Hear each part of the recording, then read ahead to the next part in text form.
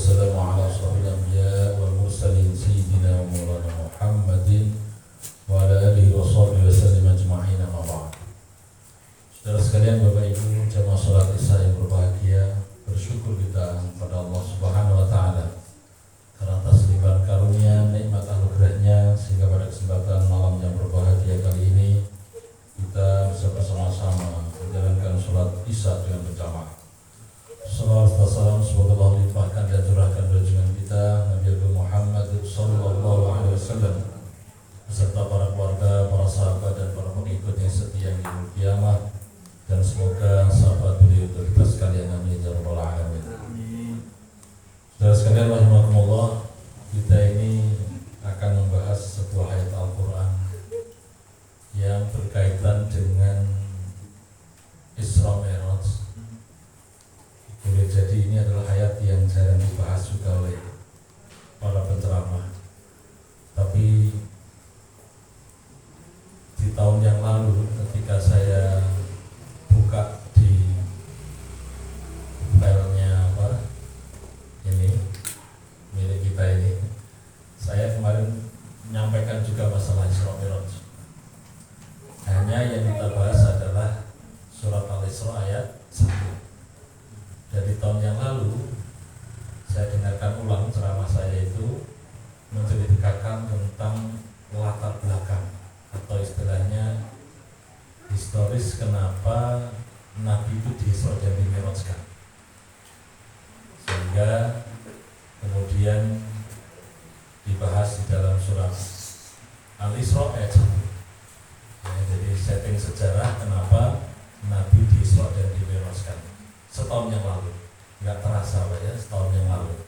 Dan itulah pentingnya di arsip seperti ini, maka saya bisa buka yang saya sampaikan kemarin itu apa saja ya, karena saya ingin menyampaikan tema yang sama ya, tapi ayatnya berbeda. Makanya kalau kita lihat sekilas memang intinya adalah latar belakang kenapa Nabi di-Isra dan di-Mi'rajkan, karena beliau adalah mendapatkan sebuah ujian yang bahkan dikenal pada catatan sejarah.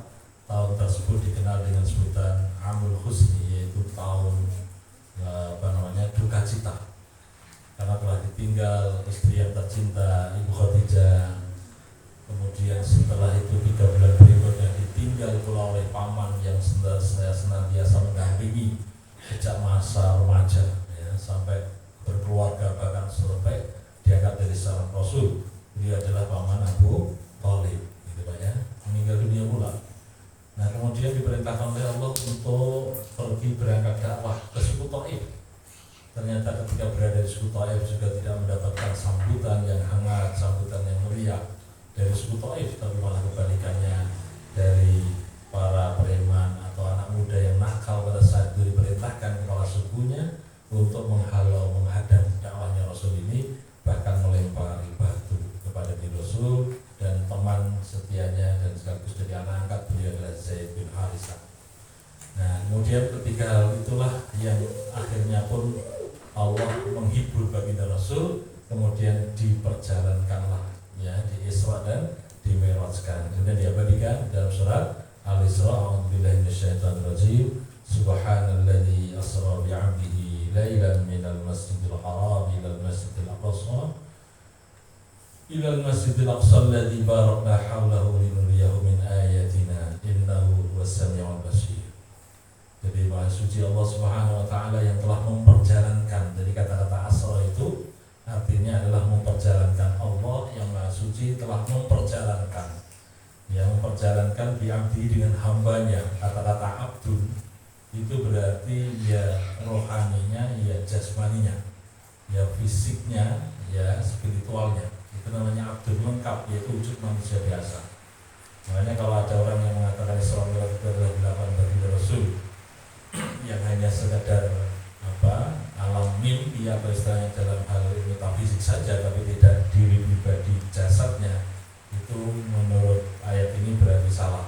Yang benar adalah kata-kata asra bi abdihi itu Allah menjalankan hambanya. Hambanya di sini namanya abdul dalam bahasa Arab, itu terdiri dari jasad maupun rohaninya ya. Baik, diperjalankan lailan di malam hari minal Masjidil Haram, dari Masjidil Haram ilal Masjidil Aqsa, sampai Masjidil Aqsa, yang mana alladzi barakna haulahu, ya, yang mana Masjidil Aqsa itu adalah telah diberkahi oleh Allah Subhanahu wa taala di sekelilingnya, linuriyahu min ayatina, agar supaya kami tampakkan yaitu pada ayat-ayat Allah, innahu was-sami'ul basir, sebenarnya Allah adalah Maha mendengar lagi Maha melihat. Hadirin rahimakumullah. Pada kesempatan berbahagia kali ini kita akan membahas tentang ayat berkaitan dengan mi'rajnya Rasulullah. Ya, mi'rajnya Rasulullah itu berarti dari perjalanan Masjidil Aqsa sampai kemudian naik, ya, ke Sidratul Muntaha, ya, sampai kemudian berjumpa dengan Allah Subhanahu wa taala, menyebabkan ayat atau istilahnya perintah sholat 5 waktu. Tapi pada kesempatan berbahagia kali ini kami menyampaikan tentang perbedaan pendapat, ya. Yang namanya ulama ahli tafsir atau bahkan istilahnya para sahabat Rasul pun itu membahas ini, masalah tentang naiknya Rasulullah, mi'rajnya Rasul, kemudian sampai ke Sidratul Muntaha, itu pun berbeda pendapat. Ya, sehingga suatu ketika ada seorang sahabat yang mempertanyakan hal ini kepada Ibunda Aisyah. Jadi Ibunda Aisyah ini adalah istrinya baginda Rasul yang paling muda, yang mana memiliki kecerdasan intelektual yang luar biasa, yang tinggi sekali, sehingga ada beberapa hadis yang dihafal oleh beliau.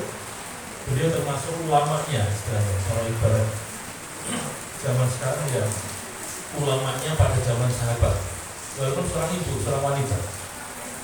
Itulah hikmah kenapa Nabi itu menikah dengan Ibunda Aisyah. Usianya masih muda. Bahkan kalau saya baca dalam catatan sejarah itu, beliau ditinggal oleh baginda Rasul, ya, Rasul wafat itu beliau masih di bawah usia 20 tahunan, masih muda, ya, jadi masih 20 tahunan beliau sudah ditinggal meninggal oleh baginda Rasul. Tapi walaupun seperti itu, ternyata kalau kita lihat dalam keilmuan, terutama adalah pembahasan tentang ilmu tafsir dan ilmu hadis, beliau termasuk salah satu ahli daripada periwayat hadis, perawi hadis, ya, bahkan beberapa ribu yang dikuasai oleh beliau. Kalau kita lihat dari seri yang berkaitan dengan rumah tangga misalnya, itu kebanyakan diriwayatkan oleh beliau Ibunda Aisyah. Suatu ketika ada seorang sahabat yang bertanya kepada Ibunda Aisyah, yaitu tentang bagaimana perjumpaan Rasulullah ini dengan Tuhan, yaitu Allah Subhanahu wa taala. Bagaimana itu? Apakah bertemu langsung dengan Allah Subhanahu wa taala? Ternyata Ibunda Aisyah pada saat itu mengatakan, yaitu dengan ini pertanyaan engkau ini adalah membuat merinding bulu kuduku, kata Ibunda Aisyah. Karena ada beberapa hal yang mana kalau ini diucapkan maka orang tersebut adalah menjadi dusta. Yang pertama apa? Yang pertama, kata Ibunda Aisyah, adalah orang yang mengatakan kalau Nabi ini atau istilahnya seorang ketemu langsung dengan Allah Subhanahu wa taala. Ya, itu berarti dia adalah termasuk dusta. Nah, jadi ini bahkan di dalam ceramahnya Gus Baha itu membahas khusus ya, tentang bahasa beliau itu madat daripada Ibunda Aisyah. Tapi di sini pada saat malam hari ini saya menyampaikan hanya sepemahaman dari pengetahuan saya aja. Beliau mendasarkan kenapa yang namanya Rasulullah di saat sampai di Sidratul Muntaha kemudian berjumpa dengan Rasulullah Subhanahu wa taala itu bukan berjumpa secara kasat mata, ketemu begitu ya. Apa kata Ibunda Aisyah? Wahai sahabat, apakah kau tidak ingat, kata Ibunda Aisyah, yaitu Allah telah berfirman yang bunyinya a'udzubillahi minasyaitonir rajim, la tudrikul absar wa huwa yudrikul absar, ya, wa huwa yudrikul absar, la tudrikul absar wa huwa yudrikul absar wa huwa latiful khabir.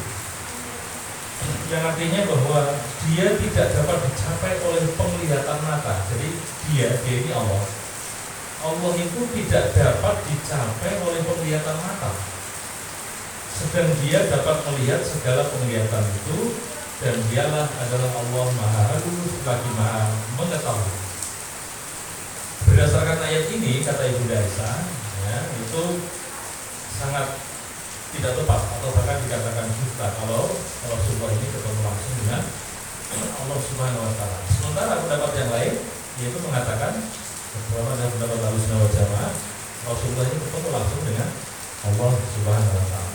Tapi setelah kita teliti dan dikaji oleh Gus Bahar, memang pendapat Ibunda Aisyah ini lebih sahih ya, bahwa ternyata memang betul-betul Allah itu tidak bisa dilihat, ya. Dia Allah ini tidak dapat dicapai oleh penglihatan mata, sedang dia dapat melihat segala penglihatan itu. Jadi artinya Allah, ya, istilahnya tidak bisa dijangkau oleh mata manusia, ya.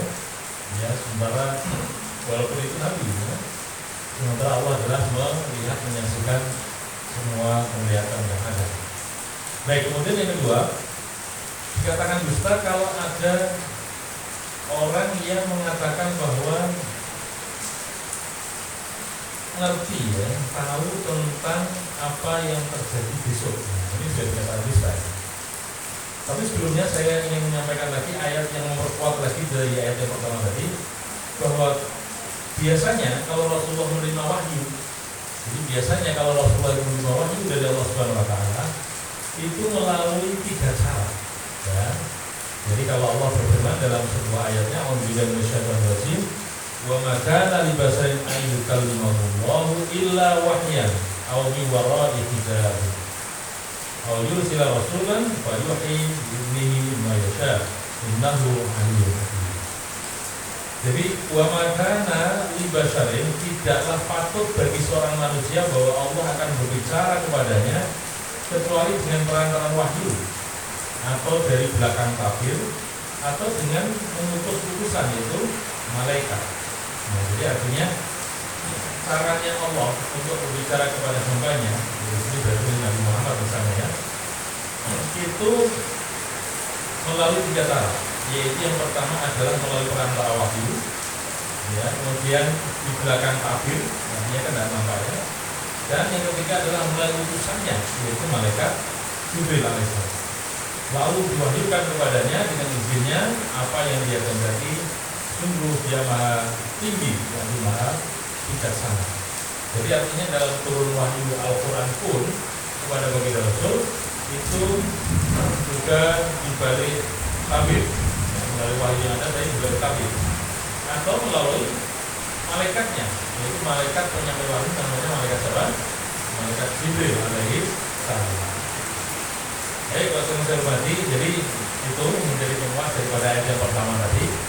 Kemudian tadi saya katakan pendapat Ibunda Aisyah yang kedua, dikatakan dusta kalau ada orang yang mengatakan tentang akan kejadian esok hari. Jadi kalau misalnya ada orang bisa menebak atau bahkan menyampaikan sesuatu yang akan terjadi, ya, tanpa didasari nas yang kuat, ya, dari Quran atau hadis, maka itu dikatakan dusta.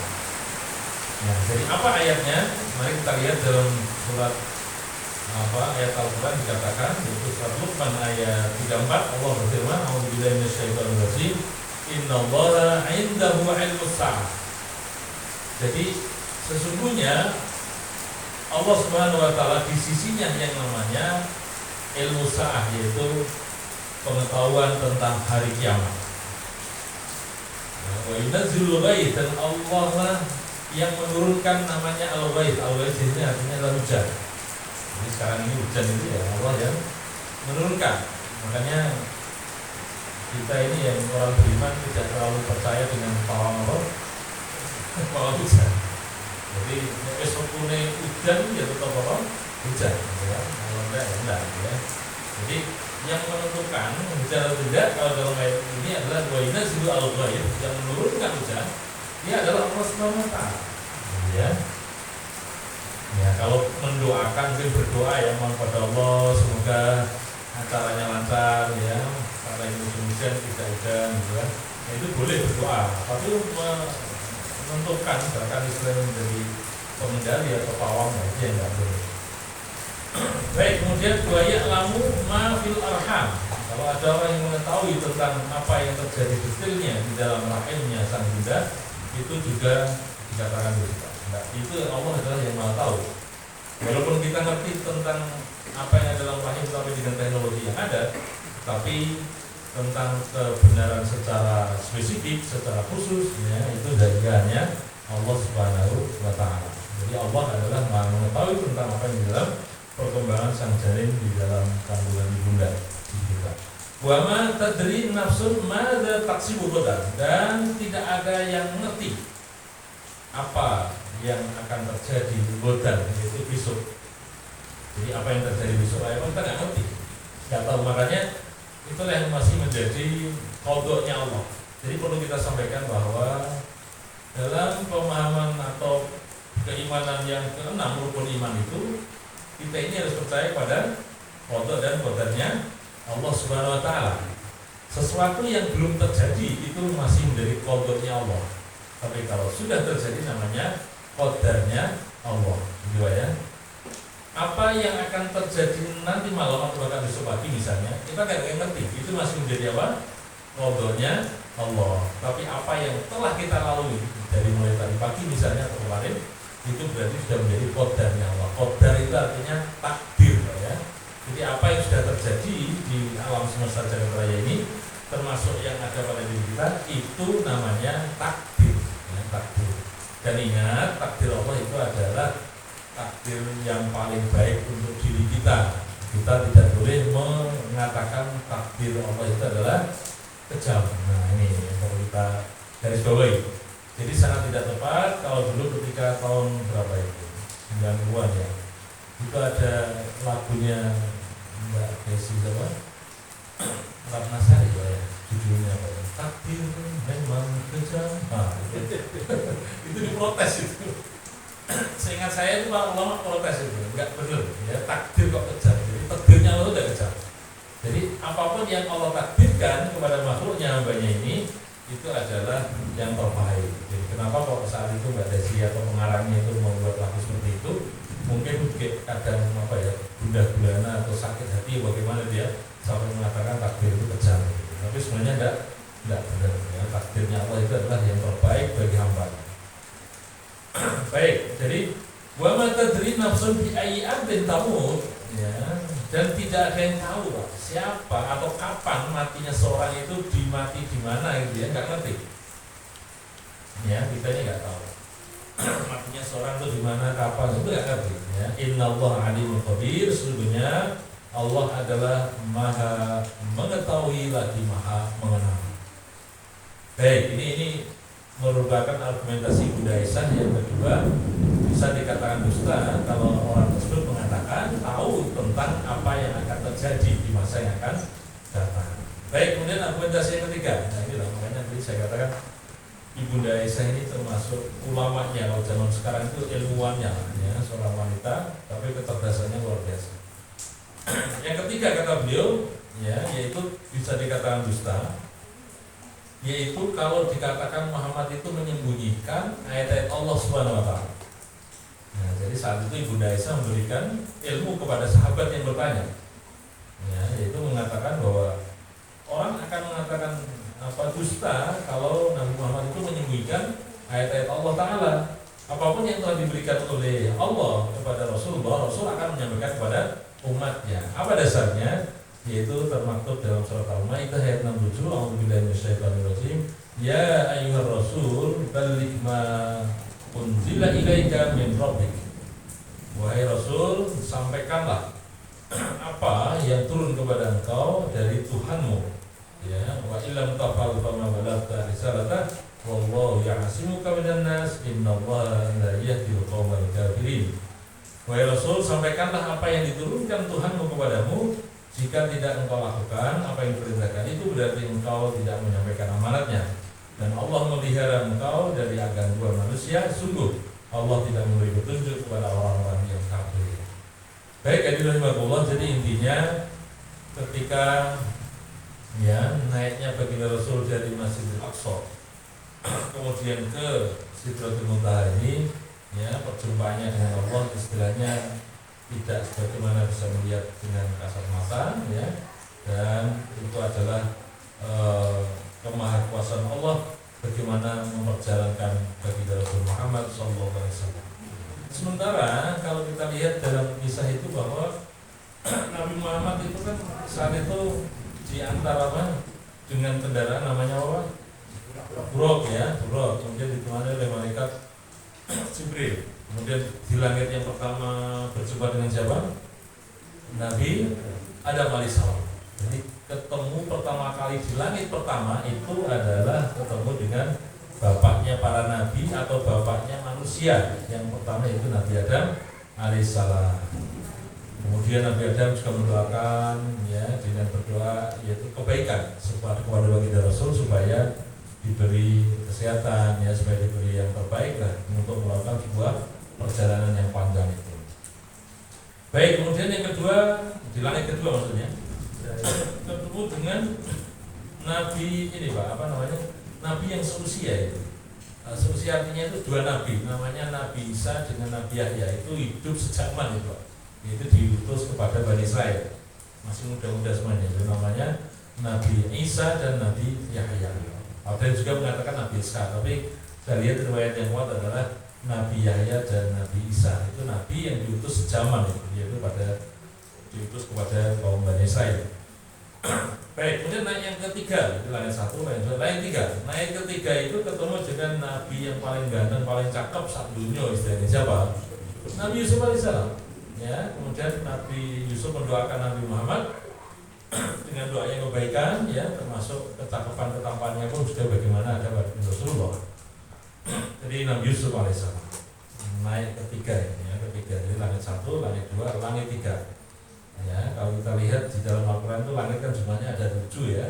Sab'un samawat itu artinya 7 langit. Ya, kemudian langit yang keempat ketemu dengan Nabi yang pertama kali bisa nulis Pak. Jadi Allah mengenalkan tulisan itu kepada seorang Nabi ini. Bahkan dalam sejarah itu Nabi yang tidak wafat itu artinya naik ke atas itu maksudnya nggak mau turun lagi. Naik ke mana?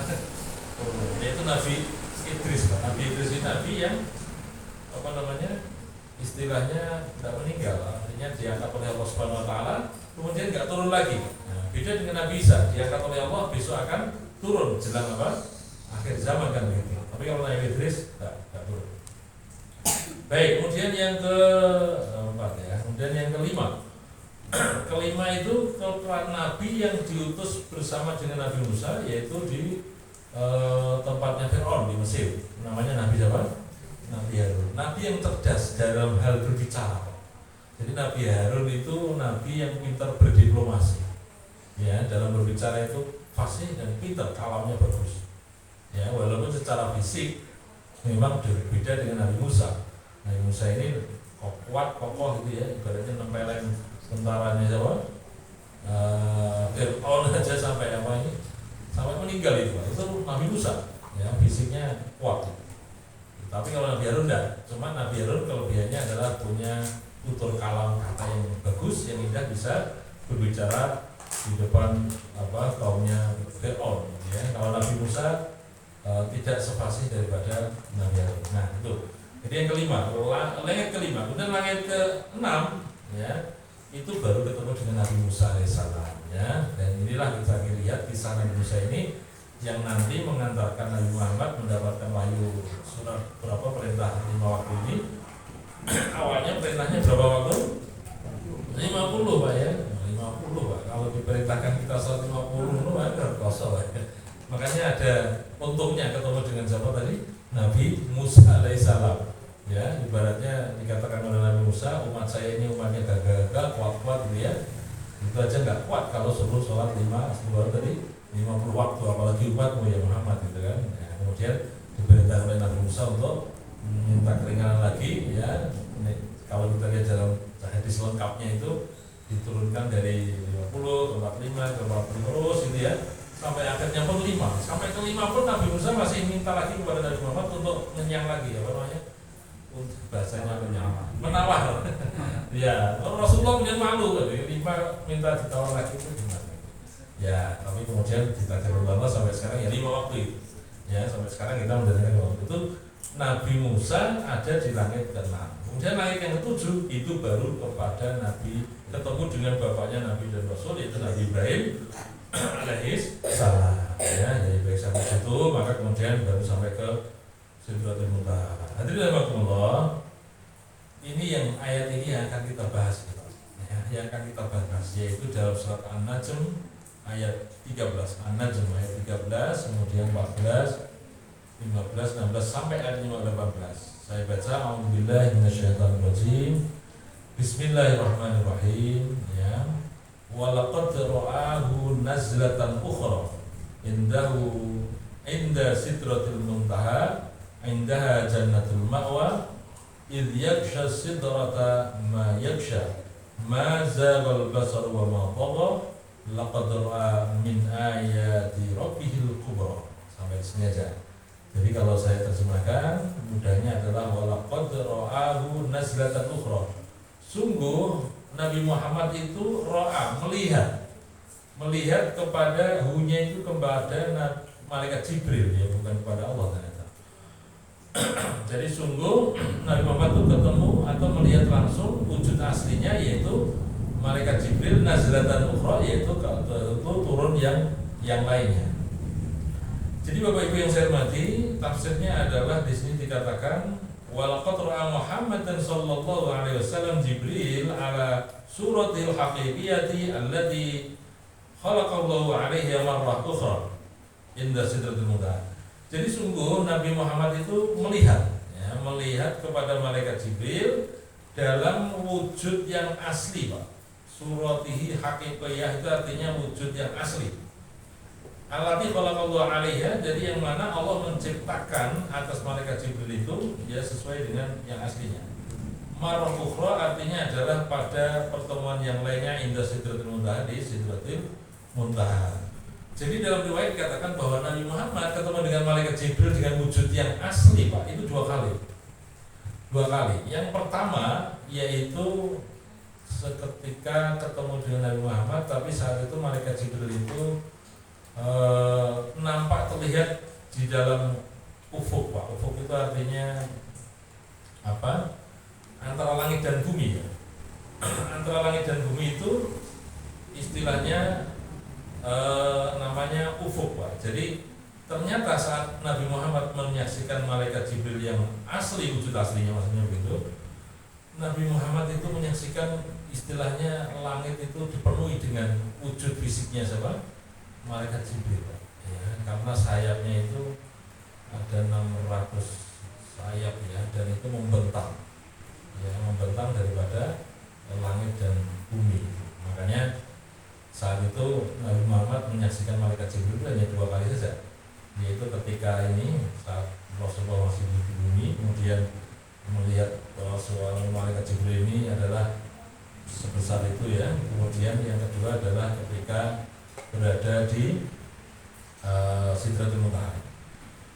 Baik, selain itu malaikat Jibril ketemu dengan Rasulullah, berarti ada yang wujud manusia biasa. Ya, kalau wujud manusia biasa itu ringan itu Rasulullah, karena kan istilahnya malaikat Jibril menyesuaikan dimensi manusiawinya Rasul. Itu Rasul nggak merasa berat. Bahkan para sahabat Rasul pun, ya, itu merasakan atau istilahnya menyaksikan, ya, yaitu malaikat Jibril yang berubah wujud seperti manusia biasa. Jadi malaikat itu diberi wewenang atau diizini oleh Allah Subhanahu wa taala, diberi hak untuk berubah wujud seperti manusia atas izin Allah. Ya, jadi kalau malaikat Jibril berubah wujud seperti manusia biasa, berarti Rasul ya seperti biasa, bisa ngobrol dan seterusnya, gitu, ya.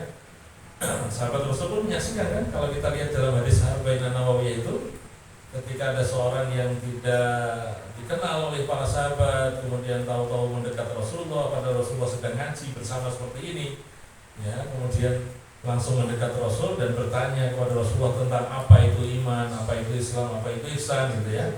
Itu semuanya dijawab oleh Rasulullah, tapi malaikat tadi mengatakan sodakta, benar ya Rasulullah, gitu, kan. Nah, para sahabat kan bingung ini, kenapa orang bertanya kemudian setelah dijawab Allah mengatakan apa? Benar ya Rasul, gitu, kan. Nah, akhirnya pun tidak tahu, kan, para sahabat itu siapa yang datang. Ketika orang yang bertanya tadi kemudian meninggalkan majelis, kemudian Rasul bertanya kepada para sahabat, wahai sahabatku, siapa tadi yang datang? Tahu enggak, gitu, kan. Maka jawabnya adalah Allah yang wa rasuluhu a'lam. Jadi Allah dan Rasulnya lah yang lebih tahu. Tapi kemudian Rasul mengatakan dia ini adalah malaikat Jibril, ya, berubah wujud seperti manusia biasa untuk mengajari ilmu kepada kalian semuanya. Ya, kalau misalnya sejak awal diberitahu, ya para malaikat manusia sahabat Rasul pada saat itu ya apa? Ya jadinya malah nggak ngaji, langsung salaman sama malaikat Jibril. Ya, jadi saat itu memang dirahasiakan oleh Rasulullah, ya, makanya setelah pergi, ya, kemudian baru Rasul menceritakan bahwa ini adalah malaikat Jibril, ya, datang kepada kalian untuk mengajari kalian tentang masalah agama ini. Baik, bahwa saya hormati, jadi kalau berwujud seperti manusia biasa itu ringan mudah. Nah, kalau wujud aslinya dalam keterangan hanya 2 kali saja itu, yaitu suatu ketika Rasul ketika bangun tidur itu kemudian melihat malaikat Jibril wujud aslinya memenuhi daripada jagat ini, ya. Ya, kemudian berhiasan apa ya, mutiara intan berlian itu sayapnya itu, ya. Baik, kemudian yang kedua adalah ketika perjalanan Isra Mi'raj, ya, pertama adalah sampai ketemunya di Sidratul Muntaha. Maka ayat ini mengatakan walaqad, dan sungguh ra'ahu nazlatan ukhra. Sungguh Nabi Muhammad ini adalah melihat, menyaksikan daripada malaikat Jibril, yaitu dalam wujud aslinya. Wujud aslinya. Baik, kemudian ayat berikutnya adalah inda Sidratul Muntaha, yaitu berada di Sidratul Muntaha. Nah, Sidratul Muntaha itu apa? Di sini dikatakan Sidratul Muntaha adalah syajaratun nakhlah, yaitu semacam pohon gitu, ya. Wa ya fis sama'is sabi'ah yantahi ilaiha ma yuraju bihi minal ard wa yantahi ilaiha ma yubatu bihi min fawqiha. Ya. Jadi yang namanya Sidratul Muntaha ini adalah sebuah pohon gitu, ya. Sidra itu ada yang mengatakan pohon semacam apa? Sidra itu pohon bidara gitu, ya. Sidratul Muntaha yang besar sekali gitu, ya. Cuma di sini dikatakan kalau yang berada di atas langit 7 bis-sama'is sabi'ah yang tahi ilaiha ma yuraju bihi minal ard. Jadi kalau seandainya ada benda atau makhluk yang dari bumi ini menuju ke langit ke-7 kemudian sampai ke Sidratul Muntaha, itu berhenti di situ aja. Sudah nggak bisa naik lagi. Ya, begitu juga wa yantahi ilaiha ma yubatu bihi min fawqiha. Kalau misalnya ada yang dari atasnya lagi kemudian turun sampai ke Sidratul Muntaha, ya berhenti di situ. Nggak sampai bablas ke bumi, nggak bisa. Jadi itu namanya Sidratul Muntaha adalah suatu tempat di mana memang istilahnya yang dari atas turun ya berhenti di situ, nggak bisa sampai ke bawah. Kemudian yang dari bawah, dari bumi ini kemudian sampai ke Sidratul Muntaha, ya berhenti di situ. Semua makhluk nggak bisa sampai ke atas, gitu, ya. Itu keterangannya begitu dalam tafsirnya. Ya, sama ketika Rasulullah saat itu pun juga begitu. Nah, malaikat Jibril mengantarkan beliau hanya sampai ke Sidratul Muntaha. Kemudian sampai ketemu dengan Allah Subhanahu wa taala, itu adalah malaikat Jibril berhenti di situ, ya, tidak mengantar Rasulullah sampai ketemu Allah Subhanahu wa taala. Baik, kemudian berikutnya ayat selanjutnya dikatakan bahwa indaha jannatul ma'wa. Jadi di Sidratul Muntaha itu ada surga, Pak. Namanya yaitu Jannatul Ma'wa, surga yang penuh dengan kenikmatan di dalamnya, Sidratul Muntaha. Jadi di situ berarti memang karena ini adalah sifat yang gaib, makanya saya ketika membaca ayat ini saya merasa berat ingin menyampaikan sebenarnya, Pak. Karena saya tidak berani menyampaikan detail bagaimana itu karena gaib. Intinya adalah wallahu a'lam sebenarnya. Tapi saya coba cari referensi. Setelah saya mantap membaca referensi yang ada, termasuk dalam kitab Ibnu Katsir dan seterusnya, baru saya berani menyampaikan, Pak. Saya sampai menyampaikan ke teman saya juga itu, teman yang saya dekat itu, saya minta tolong ini saya dibantu. Saya kok berat sekali untuk menyampaikan apa ayat ini, karena bahas tentang yang mungkin selama ini tidak dibahas, ya, ayat tentang bagaimana Rasulullah itu mi'raj, ya, ketemu dengan Allah Subhanahu wa taala. Tapi karena ini adalah ayat ada dalam Al-Quran dan harus tersampaikan, maka ini pun saya sampaikan sesuai dengan pemahaman yang saya kuasai, ya, berdasarkan kitab yang ada, gitu, ya. Jadi supaya tidak keliru karena ini adalah bahas tentang hal yang gaib. Jadi di sisi Sidratul Muntaha ini adalah indah Jannatul Ma'wa, yaitu ada surga yang disebut dengan Jannatul Ma'wa. Nah, Jannatul Ma'wa itu apa? Allati wu'ida biha al-muttaqun, yaitu yang nanti bisa berikan kepada orang-orang yang bertakwa. Nah, jadi Jannatul Ma'wa itu hanya orang bertakwa yang akan bisa menempati daripada surga tersebut. Kemudian ayat berikutnya mengatakan idh yaghsha sidra ma yaghsha, yaitu apabila yang namanya telah meliputi yang namanya as-sidrah tadi, sidratul muntaha, yaitu dengan sesuatu yang Allah kehendaki meliputinya. Kalau dalam tafsirnya itu dikatakan Rasulullah saat melihat di situ memang tidak bisa menggambarkan itu, menceritakan bagaimana sidratul muntaha. Jadi Rasulullah tidak bisa menceritakan itu, ya, karena memang itu adalah hal yang gaib. Ya, di sini dikatakan memang dalam tafsirnya itu yaghsha sidra min amrillah syai'un azim. Jadi sidratul muntaha ini adalah sudah diliputi sesuatu yang besar, yang agung. La ya'lamu wasafahu illallah azza wa jalla. Tidak ada yang bisa mensifati kecuali adalah Allah azza wa jalla. Jadi bagaimana sifat sidratul muntaha itu tidak bisa mensifati. Rasul pun walaupun menyaksikan melihat saat itu tidak bisa menceritakan, ya, tidak bisa menyampaikan, ya, kepada umatnya. Maka dalam tafsirnya dikatakan la ya'lamu wasafahu illa lillah. Jadi tidak ada yang bisa mensifati, ya, tentang sidratul muntaha ini kecuali Allah Subhanahu wa taala. Ya, wa kana Nabi sallallahu alaihi wasallam ala sifatin alimatin minas sabat wa ta'ah. Jadi Rasul sendiri pun, ya, itu merupakan mempunyai sifat yang agung seperti itu adalah memang bentuk ketaatan daripada beliau, ya, kepada Allah Subhanahu wa taala. Nah, ketika menghadap sidratul muntaha tadi, itu Rasul mazabal basaru wa matogo. Jadi Rasul ini tidak istilahnya tidak berpaling, tidak noleh, pokoknya menghadap dia macam itu. Juga dikatakan ayat ini wa matogo, dan tidak melampaui batas, berhenti begitu saja, dan tidak menoleh sana sini. Ya, di sini dikatakan famamala basaru yaminan wala shimal. Jadi Rasul itu tidak noleh kanan, tidak noleh kiri, skip gitu aja. Ya, wala jawaza ma umira bi ru'yatihi, dan tidak melampaui, istilahnya ya berhenti total, enggak maju, enggak mundur gitu, ya. Tidak boleh noleh, tidak boleh yang itu namanya kehendak Allah Subhanahu wa taala.